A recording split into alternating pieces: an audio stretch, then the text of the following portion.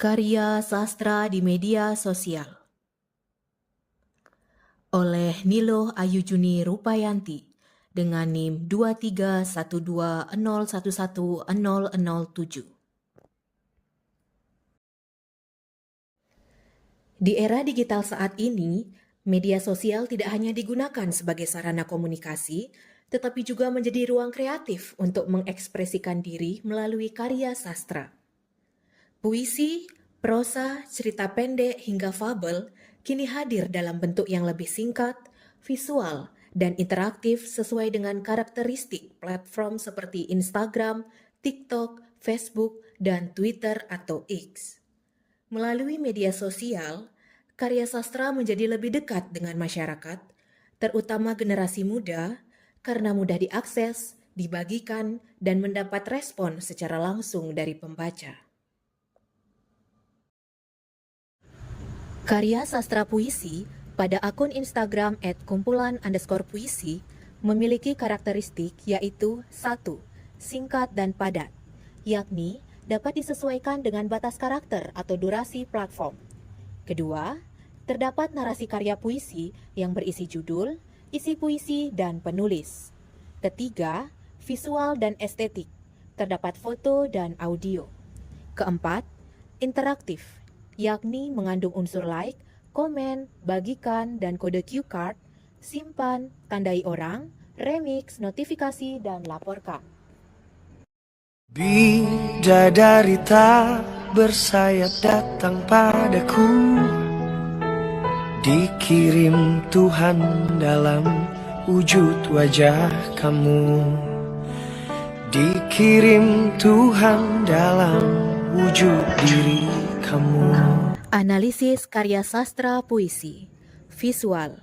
Latar visual berupa siluet seseorang di tepi pantai saat senja dapat memperkuat kesan kesendirian dan kerinduan. Warna senja menambah nuansa puitis dan melankolis. Musik. Lagu Bidadari Tak Bersayap dapat mengiringi puisi dengan nada lembut dan emosional, sehingga dapat memperdalam suasana haru dan cinta yang tulus meski tak tergapai. Makna. Isi puisi menggambarkan kerinduan mendalam terhadap sosok yang jauh atau tak nyata. Meskipun sadar bahwa bayangan itu hanya ilusi, tokoh tetap setia menunggu dan percaya. Tema utamanya adalah cinta, harapan, dan keteguhan hati. Gaya penulisan. Gaya bahasa yang digunakan sangat puitis dan metaforis, yakni menggunakan majas personifikasi dengan kalimat "Angin berbisik lirih membawa namamu", serta menggunakan majas metafora dengan kalimat "Kau berdiri di batas cahaya, seperti nyala senja yang luruh di laut". Adanya nada melankolis dapat memperkuat emosi pembaca, serta kalimat-kalimatnya yang panjang, ritmis, dan penuh citraan alam. Cerita pendek pada akun TikTok @secc.taa10 memiliki karakteristik yaitu 1. Singkat dan padat, yakni dapat disesuaikan dengan batas karakter atau durasi platform. Kedua, berisi judul cerita dan cerita dalam bentuk chat di WhatsApp. Ketiga, visual dan estetik, terdapat foto dan audio. Keempat, interaktif, yakni mengandung unsur like, komen, simpan, dislike, bagikan, posting ulang, notifikasi, laporkan, dan tandai orang.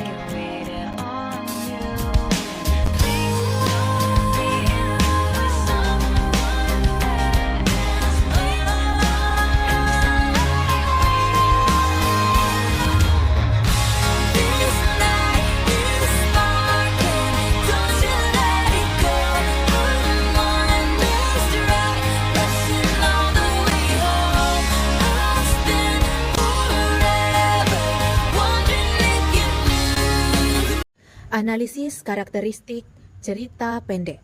Visual. Yang pertama ada gaya tampilan.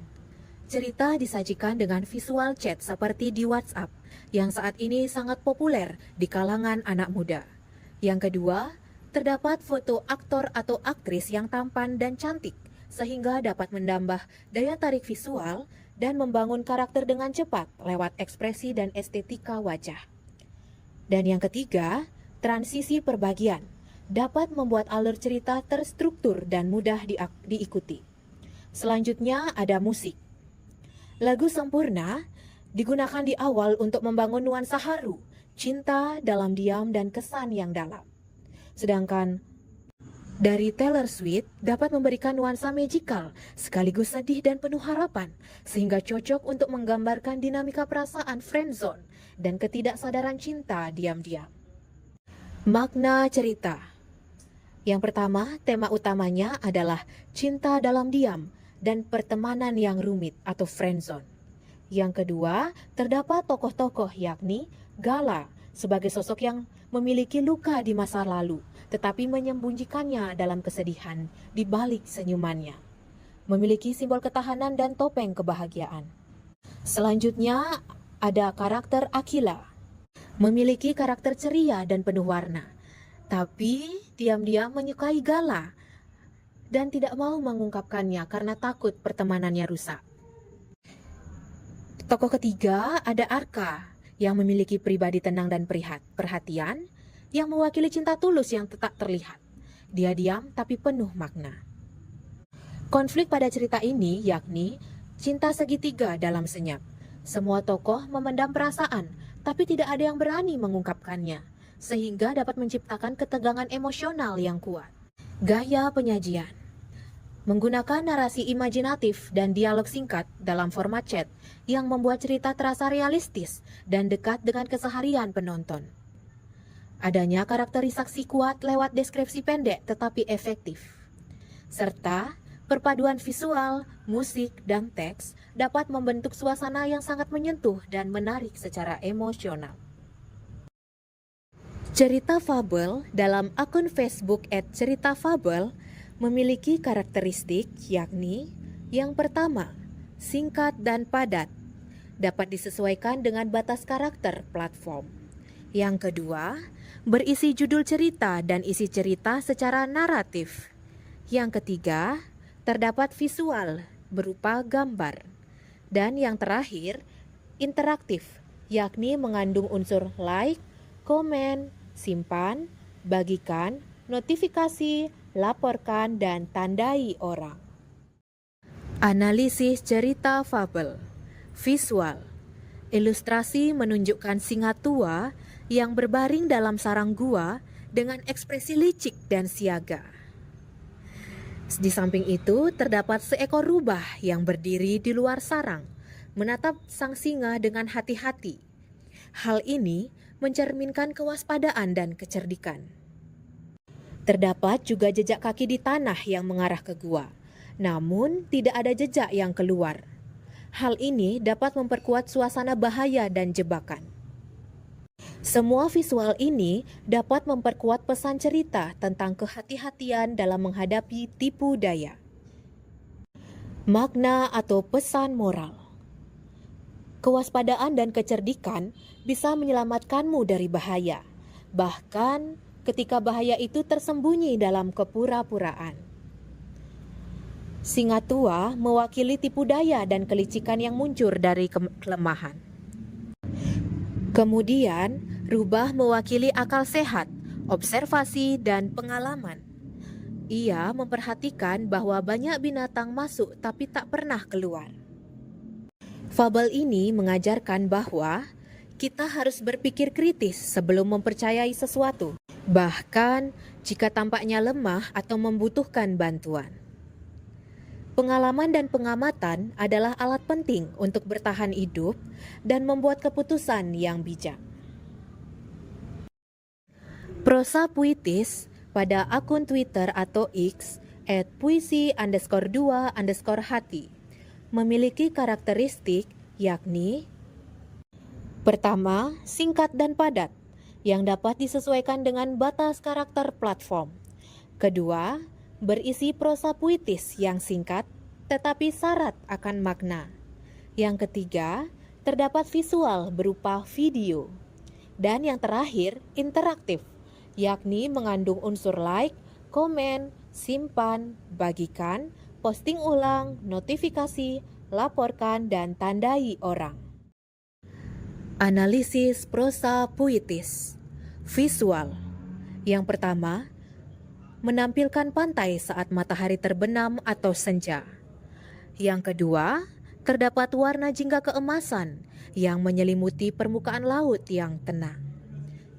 Yang ketiga, langit perlahan berubah gelap sehingga menandakan peralihan waktu dan suasana. Dan yang terakhir, visual ini menyimbolkan keindahan, kepergian, dan rasa rindu yang sunyi tapi mendalam. Musik atau suara. Terdengar suara debur ombak di video tersebut.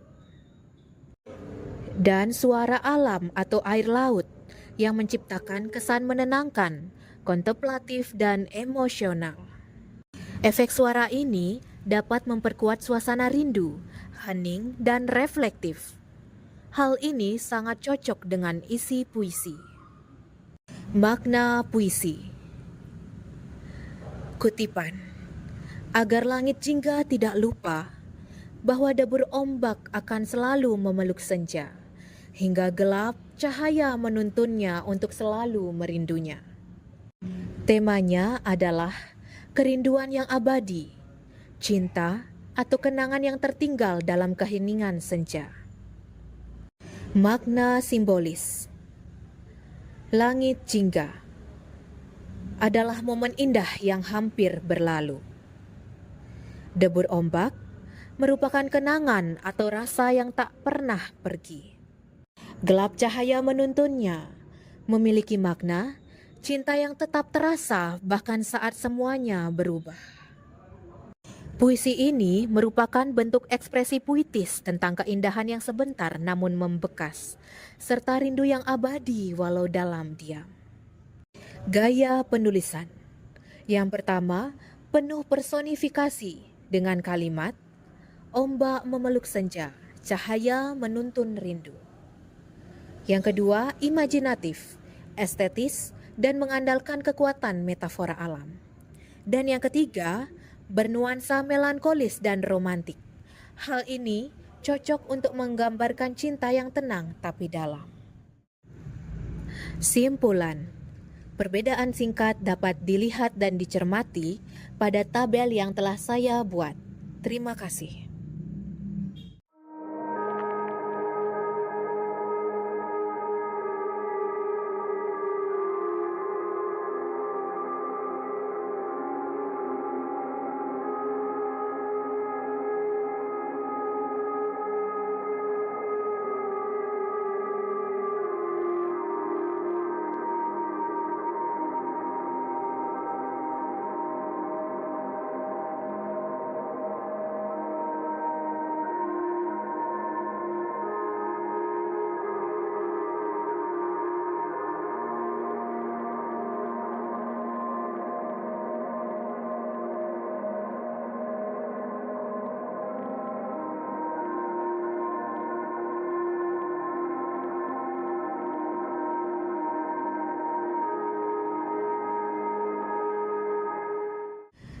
Kesimpulan umum.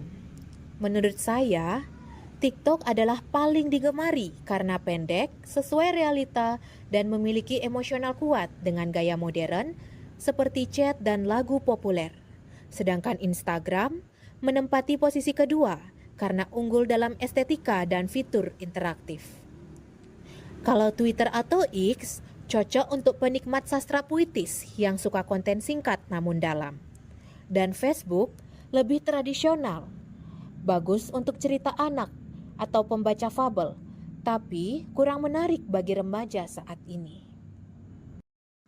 Sastra di media sosial adalah bentuk ekspresi sastra modern yang disampaikan melalui platform digital seperti Instagram, TikTok, Facebook, Twitter atau X, dan platform lainnya. Sastra ini tetap mengandung nilai estetika, imajinasi, dan makna mendalam. Namun, disajikan secara singkat, visual, dan interaktif sesuai dengan karakteristik masing-masing platform. Kehadiran fitur-fitur seperti like, komen, bagikan, simpan, hingga remix dapat membuat sastra di media sosial menjadi lebih mudah diakses, diminati generasi muda, serta berpotensi viral dan menjangkau pembaca yang lebih luas. Sekian yang dapat saya sampaikan. Saya memohon maaf jika ada kesalahan baik disengaja maupun tidak disengaja. Akhir kata saya tutup dengan kalimat, cinta datang tak kenal waktu. Terima kasih dan sampai jumpa dulu.